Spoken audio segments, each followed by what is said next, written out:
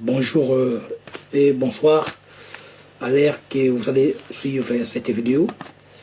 Jésus est bon, Jésus est merveilleux. Je remercie le Seigneur Jésus pour ces moments de bonheur que la grâce de Dieu nous accorde dans la présence de Dieu. Nous sommes Église chrétienne Alliance. Nous sommes à Paris, sur des chemins de Fourches, dans 93 1380, ville de Pierrefitte. Bâtiment F1, porte numéro 3. Alors si vous n'avez pas d'église, nous vous invitons à venir prier avec nous dans l'église chrétienne Alliance pour adorer le Seigneur Jésus-Christ. Alors que Dieu vous bénisse abondamment. Ce soir, je vais parler sur la repentance. Donc, je vais parler sur la repentance. C'est le message que le Seigneur Jésus m'a mis à cœur pour vous transmettre ce soir. Je vais parler sur la repentance. Alors, je vais lire dans le livre de 1 Jean chapitre 1, verset 8 à 10. Alors, si vous avez vos Bibles, prenez vos Bibles, ouvrez dans le livre de 1 Jean chapitre 1, verset 8 à 10. Je lis au nom de Jésus. Si nous disons que nous n'avons pas de péché, nous nous séduisons nous-mêmes, et la vérité n'est pas en nous. Mais si nous confessons nos péchés, il est juste et fidèle pour nous pardonner et pour nous purifier de toute iniquité. Verset 10. Si nous disons que nous n'avons pas de péché, nous le faisons mentir, et sa parole n'est pas en nous. La parole du Seigneur. Chers amis, ce soir, je vais parler sur la repentance. Mais c'est quoi la repentance? Que veut dire la repentance? La repentance, c'est un acte par lequel on prend la décision de ne plus commettre les péchés. La repentance, c'est aussi une action de reconnaître ses péchés et de l'abandonner. Je donne un exemple. Une personne qui pratique le vol. Lorsque cette personne prend la décision de ne plus pratiquer le vol, c'est ça la repentance. Je donne un autre exemple. Une femme qui pratique la débauche. Lorsque cette femme prend la décision de ne plus pratiquer la débauche, c'est ça la repentance. Donc la repentance, c'est un acte par lequel on prend la décision de ne plus commettre les péchés. Chers amis, Jésus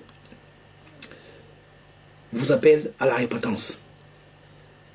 C'est ça les messages de ce soir. Donc Jésus nous appelle à nous repentir, parce que Dieu n'aime pas les péchés. Et la Bible déclare dans l'évangile des Jean que le salaire du péché c'est la mort, mais le don gratuit de Dieu c'est la vie éternelle en Jésus-Christ. Alors toi qui pratiques la sorcellerie, la masturbation, les querelles, la jalousie, l'adultère, l'impudicité, prends la décision d'abandonner ces choses. Car celui qui pratique ces choses ne peut pas voir la gloire de Dieu. Chers amis, le désir de Dieu, que tous les hommes soient sauvés et parviennent à la connaissance de la vérité.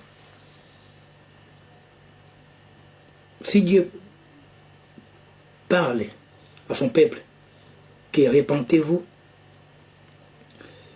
Parce que Dieu veut que tous les hommes soient sauvés et parviennent à la connaissance de la vérité. Voilà pourquoi dans le livre d'Ézéchiel 33, verset 11, la Bible dit, Dieu n'aime pas que les pécheurs meurent, mais qu'il change sa conduite afin qu'ils vivent. Donc Dieu veut que les pécheurs ne meurent point, mais qu'ils changent de conduite afin qu'ils vivent. Voilà pourquoi ce soir, Dieu veut te sauver. Parce que ton âme a de la valeur aux yeux de Dieu. Cher ami, toi qui écoutes ce message, n'endurcissez pas vos cœurs. Ouvre ton cœur, donne ton cœur à Jésus. Jésus a besoin de ton cœur. Donc, cher ami, Jésus veut te sauver parce que ton âme a de la valeur aux yeux de Dieu. Voilà pourquoi Jésus était venu sur la terre pour sauver les hommes de ses péchés. Jésus n'était pas venu pour juger le monde, mais afin que le monde soit sauvé par lui. Donc aujourd'hui, si tu acceptes le Seigneur Jésus dans ta vie comme Seigneur Sauveur, ton âme est sauvée et tu as la vie éternelle. Cher ami, il est écrit dans l'Épître aux Romains, Romains chapitre 10, verset 9, que si tu confesses de ta bouche le Seigneur Jésus, si tu crois dans ton cœur que Dieu l'a ressuscité des morts, tu seras sauvé. Car c'est en croire du cœur qu'on parvient à la justice, et c'est en confessant de la bouche qu'on parvient au salut.